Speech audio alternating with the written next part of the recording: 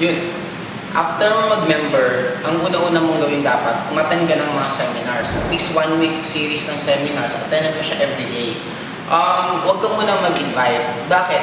Kasi ang nagiging failure ng maraming networker on their first few days. Kasi ang ginagawa ng iba, after mag-join, nagre-recruit. Ang dilemma kasi pag nag-recruit ka automatic, what if may mga tanong na hindi mo kayang sagutin? And especially, ang dami kasi sa atin na ang concept ng networking is negative. Ang nagiging dilemma, kaya maraming ibang nag-quit on their first few days, kasi ang nangyayari nga, nag-recruit. Tinanong nung ni-recruit, automatic hindi niya masagot. Nung hindi niya masagot, magsasabi siya, ang hirap pala ng networking, kaya ayaw ko na lang mag-networking kasi ang hirap mag-recruit. Pero take note, kung naalala po natin, nag-aaral nga tayo ng elementary, high school, college. We spent more than 16 years sa pag-aaral na para lang kumita ng konti.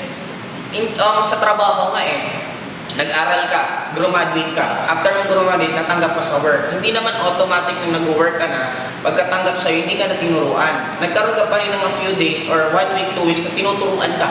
Ano yung dapat mong gagawin? Imagine mo yun, nag-aral ka na doon.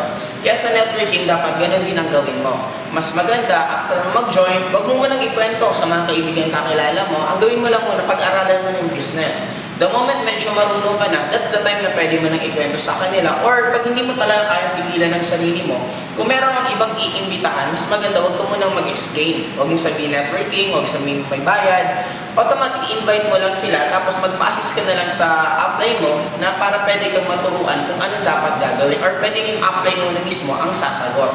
Yun ang mas magiging mababawasan ang rate ng mag-quit. Kasi maraming nag-quit, hindi naman dahil sa mahirap, mali lang yung pinakaunang ginawa. Yun nga, ang ginawa agad, nag-recruit.